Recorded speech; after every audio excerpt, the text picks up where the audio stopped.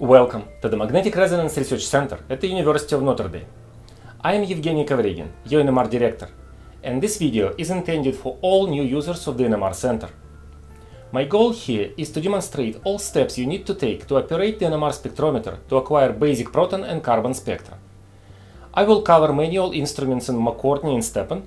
The automatic 400 in McCourtney will be covered in a separate video. I will closely follow our standard operating procedure for NMR experiments, which you received in your training package. Before you continue watching this video, please print out this document and have it in front of you. This will greatly help you when you are finally in the NMR room, setting up your NMR experiments on your own.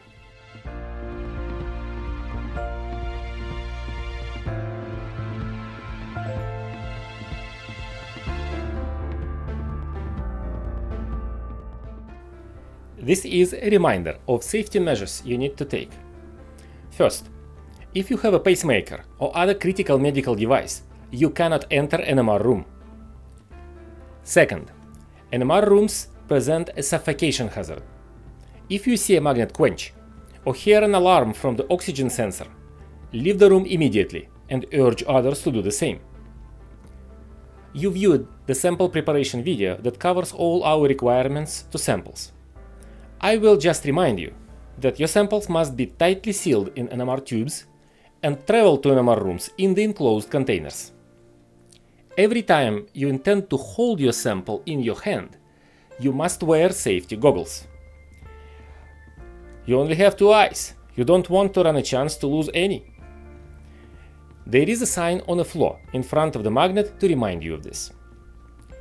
I do not review sample handling and sample changer operation here, because you already watched the corresponding material in your training. To use any manual instrument, you must reserve an NMR time in iLab in advance. When you come to the NMR room, the first thing you will do is to start your NMR session in kiosk. Both of these topics have been covered in my tutorials, NMR usage rules and Agilent iLab and kiosk. Before you place your sample in a changer, please remember to put on your goggles and never touch the spinner directly with your hands. Use a tissue to remove the spinner. Please remember not to move samples that are already in a changer. You may place your sample in any available slot.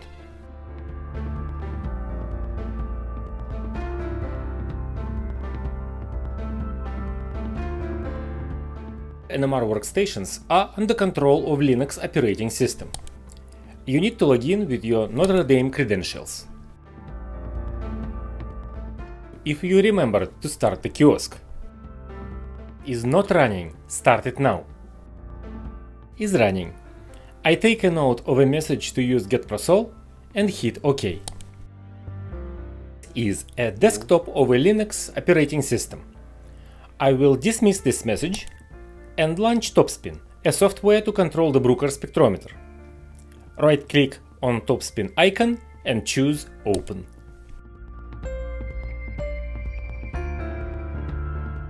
New accounts, there is no status bar in the TopSpin window. You can always open it by right-clicking the bottom line and choosing status bar on/off. To have it permanently shown, you will go to Manage, Preferences. More preferences, there is status bar preferences. Click Change. Make sure the top line is checked. By some reason it is unchecked on new accounts. Click Apply and Close. Next time you launch TopSpin, the status bar will be there for you. One last housekeeping task is to right-click in the sample section of the status bar and choose Show Holder Position and Sample ID. On our McCourtney 500, it will be showing you the current sample position that is inserted in the magnet. The left-hand side of the TopSpin window, there is a Browser tab, where content of your data folder will be displayed. A typical new user account will not be cluttered like mine. Instead, you will have a couple of starter folders, Setup 13C and Setup 1H. experiments will be created as needed. Magnet is idle between the users. We always have the standard sample of CDCl3 inserted into the bore from position 1. It should be locked and not spinning.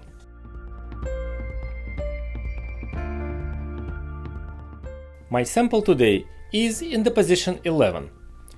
To insert it, I will turn off the lock system first, stop rotation even if it was not spinning, and then insert the position 11.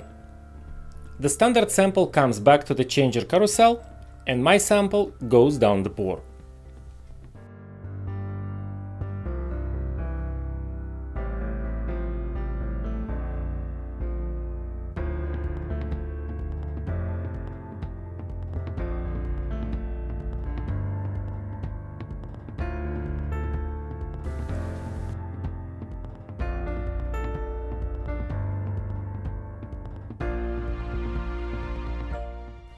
To organize my tuning, I will use the spooler. Click on the spooler link in the status bar. Arrange your spooler window in the corner of your screen. I will use both proton and carbon. So I will display a carbon experiment. Check the nucleus section. I see both proton and carbon channels present.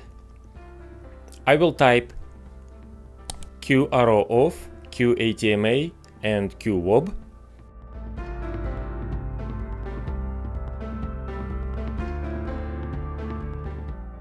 Now we just sit back and wait for the Q to finish.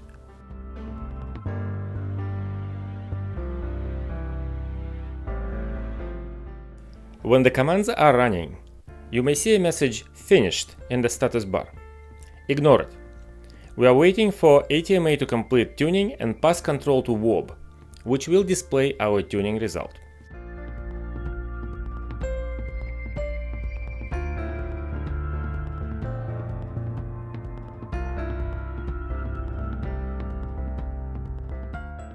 We see how ATMA optimizes the first channel, carbon.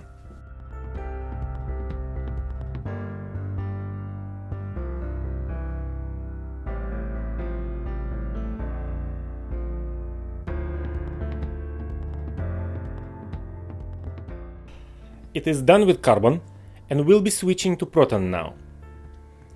You see that as activity in the status bar. We need to patiently wait.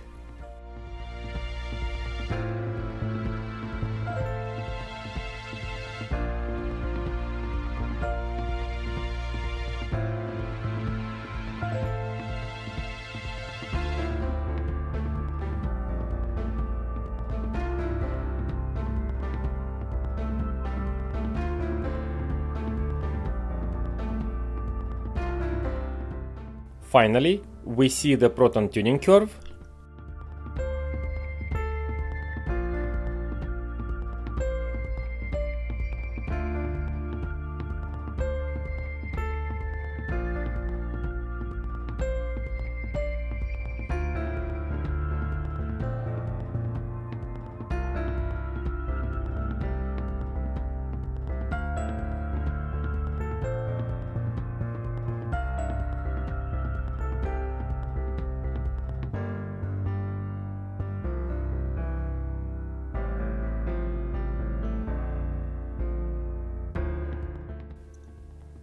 In a moment, the ATMA finishes tuning and the WOB starts.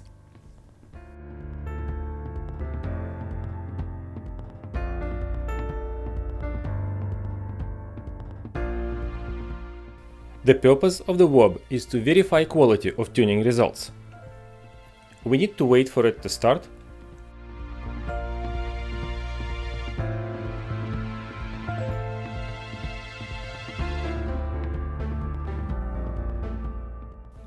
I see the carbon channel perfectly tuned.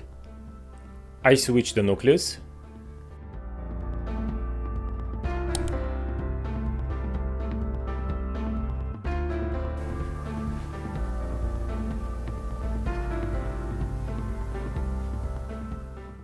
Proton is also perfect. All done. I click Stop button and wait for the WOB to disappear from the spooler queue.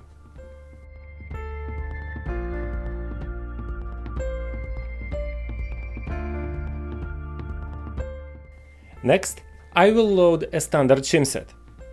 I will type in RSH, choose BBFO latest for Stepan 400 and McCourtney 500, and click Read.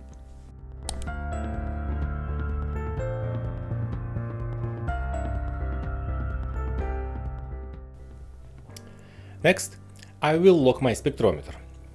I click Acquire, Lock. My solvent is CDCl3. I click OK. And the system begins a locking routine. We wait for it to complete.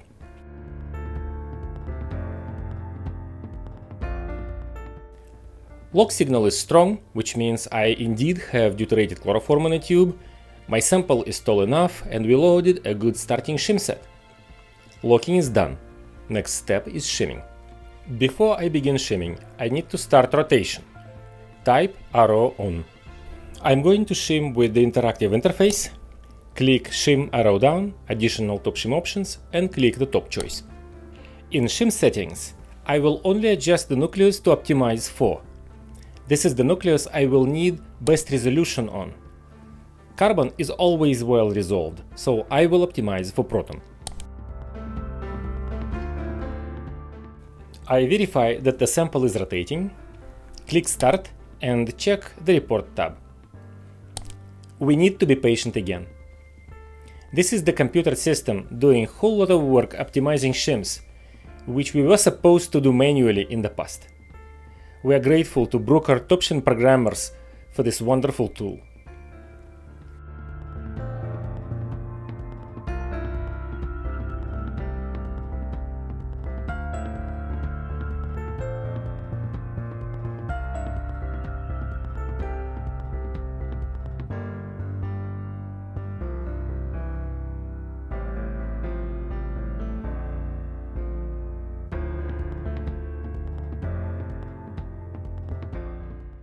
We see initial B0 standard deviation, single digits, quite good.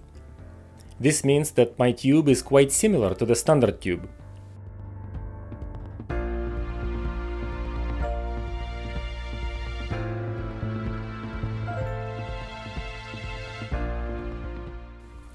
Now we see the final B0 standard deviation, less than 1 Hz, excellent result. We just wait for top shim to finish.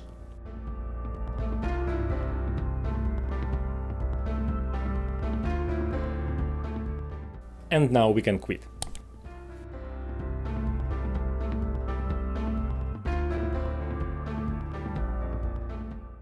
I will start with acquisition of a one-dimensional proton spectrum. I will display a standard template for proton experiment first. Click Start, Create Dataset, and I need to give it a new name. This will be the name of a folder with my new data. I will keep expno and procno equal to 1. You will use increasing expno if you make more than one experiment in the same folder, and you will ignore procno value. Make sure to have Use Current Parameters selected, update the title, click OK, and the parameters of the template experiment are copied to a new folder.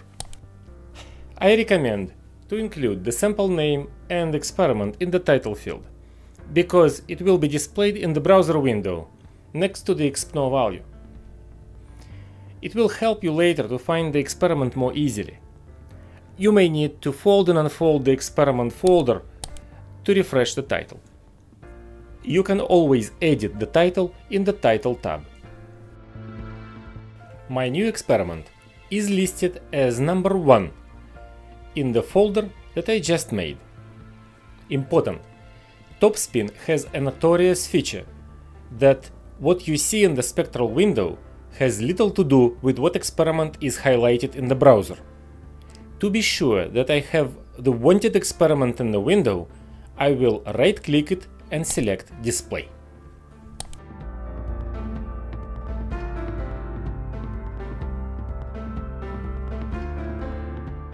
The first and the most important command to issue before you start setting parameters is getProsol. It updates your experiment to all current parameters of the NMR probe. This command must be issued every time when you made a new experiment. You should see the message getProsol finished. I will prepare my 1D experiment in 2 phases. First, I will do a quick run to see if I am getting an expected signal at all. Then, I will adjust parameters as needed to achieve the experiment purpose for this sample. First step is to open SEQ-Parse tab and click on the square wave button. This button displays all most important parameters. Here you will find O1, center frequency of your spectrum, SW, spectral width to acquire, NS, number of scans, how many repeats to add together for better sensitivity, D1, relaxation delay, how long to wait between the scans, DS, dummy scans, how many to run to let spectrometer warm up and stabilize before starting recording. I will set DS to 0 and NS to 4 for a quick run. Next, I need to adjust receiver amplification called gain. I click Acquire, Gain. Clicking this button issues a command RGA, which you could type in on a command line instead. This is an automatic routine. It determines the amount of signal your sample gives and adjusts receiver to amplify it just right for detection. You can watch the parameter RG and see how it is adjusted when RGA finishes. Gain adjustment is a real NMR experiment, therefore it takes some time.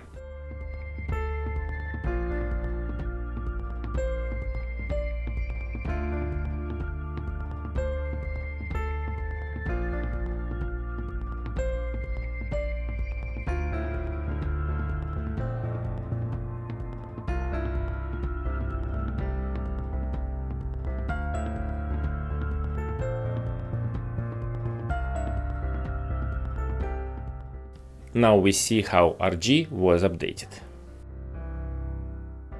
Time to start my experiment. I click the Go button. By the way, it is very easy to check how long the experiment will take. I click the Clock button and here is my time estimate.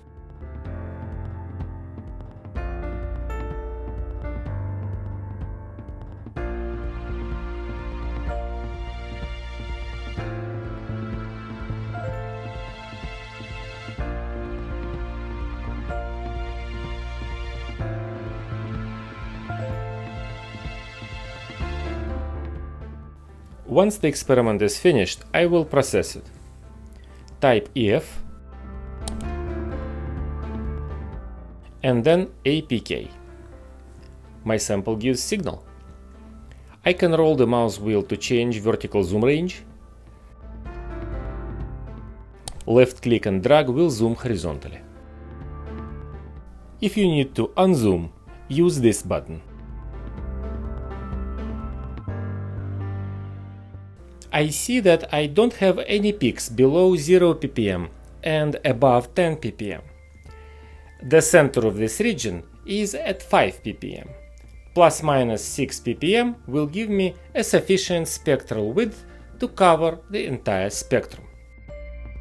To set these parameters, I click on SEQ-Parse tab, click Square Wave button, and enter the center of the spectrum as O1 parameter equal to 5 ppm and the spectral width of 12 ppm. This optimizes resolution in my spectrum. Finally, we will adjust number of scans. First, I will set dummy scans to 4. These are repetitions of the experiment to make sure all hardware is warmed up prior to start of the actual recording. The number of scans NS is the number of repetitions called transients that will be added together to produce the final spectrum. The smaller your compound peaks are, the greater NS should be. As a rule of thumb, if your peaks are weak and you need to increase your signal to noise by a factor of 2, you must increase NS by a factor of 4. Here I chose 8 for this sample. Now, you may check your new experimental time and start acquisition again. These settings are sufficient for recording of a routine proton 1D spectrum.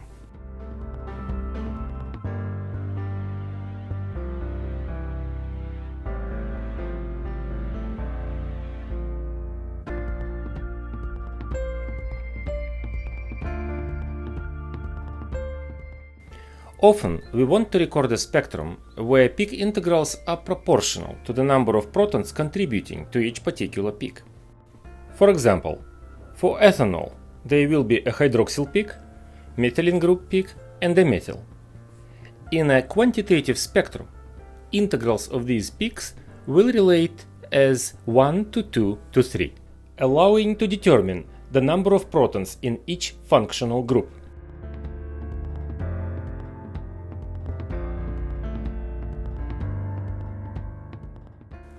This will only happen if we make sure that protons in the sample fully relax back to equilibrium after every scan. We are saying we need a long enough recycle delay. A recycle delay is a sum of AQ and D1 parameters and should be around 10 seconds to obtain a quantitative proton spectrum. For a new quantitative experiment, I'm going to make a new experiment from the current one. I will add to the title that this experiment has been optimized for the spectral width and will be fully relaxed, suitable for integration. I have to set a new XPNO number because one already exists, and click OK. XPNO number 2 is automatically displayed. Here is my AQ, 5 seconds. We will not touch it. The D1 should be set to 5 seconds to have 10 seconds of the total recycle delay.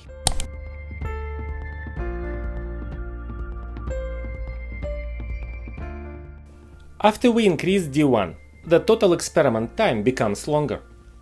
Let's check it. It is 2 minutes now. When planning a quantitative experiment, please make sure that you reserved enough time to fit it into your time slot. Before I start the experiment, I will again click Acquire and Gain. This is a fully relaxed experiment and will give more signal. Therefore, I need to adjust receiver amplification again. When the gain adjustment finishes, hit any of the two Go buttons to begin the experiment.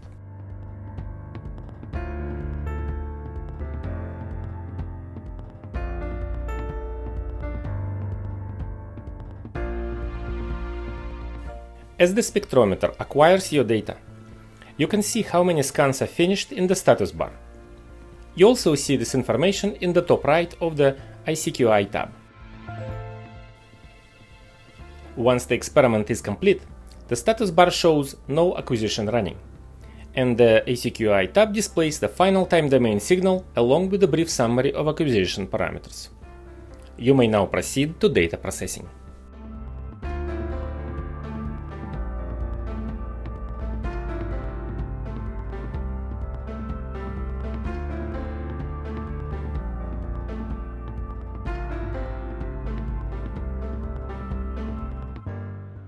Setting up carbon 1D is very similar to a proton 1D setup. First, I will make a carbon experiment using setup 13C template. To place my experiment into the same folder where the proton was just acquired, I will need to enter that folder name again. I will do a little trick. Right-click on this folder, select Rename, hit Ctrl+C to copy name to clipboard and hit Cancel. Now I will display the carbon 1D setup. Click Start, Create Dataset, select the name field and hit Ctrl+V. I need to change XPNO because I already have 2 experiments in this folder. I will choose 3. Verify that the radio button Use Current Parameters is selected. Edit title field as needed. And hit OK. Finally, I have to issue getProsol on a command line to update my experiment with the parameters of the current probe. Next step is to verify that the probe is tuned to carbon and proton for acquisition of the carbon 1D with proton decoupling. In the beginning of my session, I displayed the carbon experiment to tune the probe. Therefore, both channels are tuned and ready. If you have any doubt, just type in WOB on a command line to confirm that the probe has been tuned. If it has not been tuned, type in ATMA. Next step is to check the experiment parameters. I will select a CQ parse tab and click on the square wave button. In a carbon experiment, we are setting the center frequency in ppm, spectral width in ppm, and the number of scans. Carbon gives a relatively weak signal, therefore a practical number of scans is from 16 or 24 to hundreds and thousands. Now it is time for gain adjustment. I will click Acquire, Gain,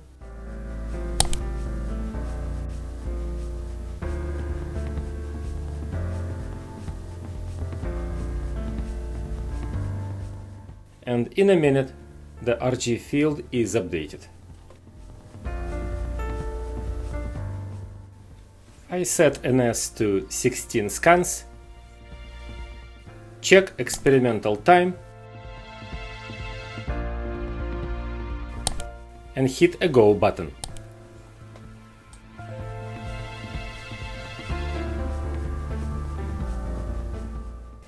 In a 1D experiment, you cannot directly process the data in the middle of data collection, because the spectrometer will only save the data after the last scan.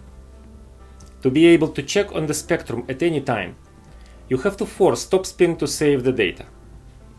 Type in TR on the command line, and after a few seconds you can process the intermediate dataset.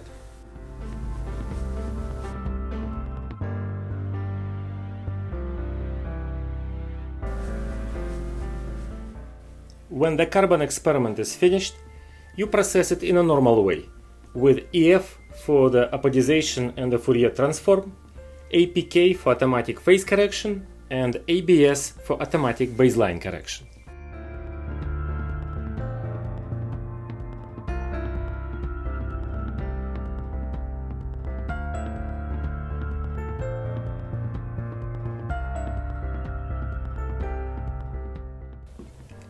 My session is finished. I will now insert a standard sample and exit from the software. To insert a standard sample, I will issue the following commands: Q arrow off, Q lock off, Q SX1, Q RSH BBFO latest,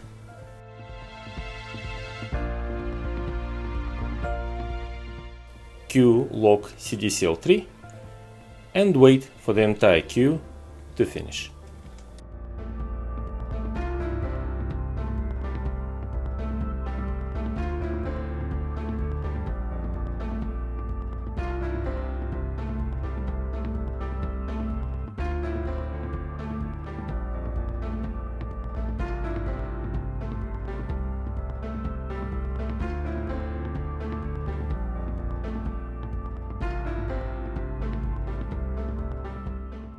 The standard sample is loaded and locked.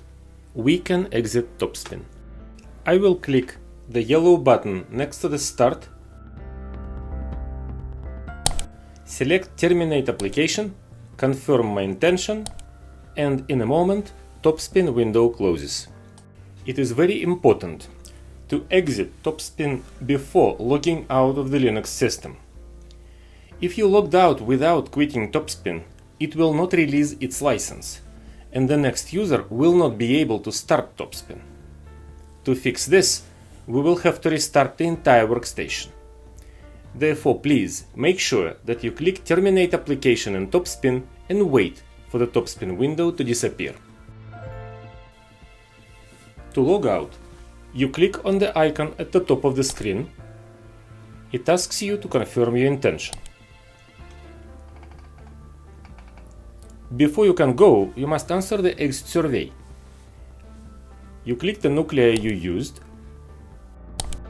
indicate the solvent. This question is whether you did a variable temperature experiment. You click cancel, because to do the variable temperature, you will have to take special training from the NMR director. The final question is very important. Did you have any problems? If you had any issues that prevented you from doing your work, choose OK and type a short description of the problem.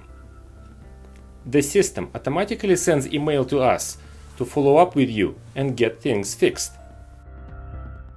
For example, if I had issues with locking, I will say log system issued an error. It is very important, if you had an error window pop up on a screen, to record what it said to tell us here. This will help us quickly find the problem. The worst message we may get here would be instrument didn't work. It is very difficult to figure out what was happening. You should expect us emailing you back and asking very many questions. So please be specific. It will speed up troubleshooting.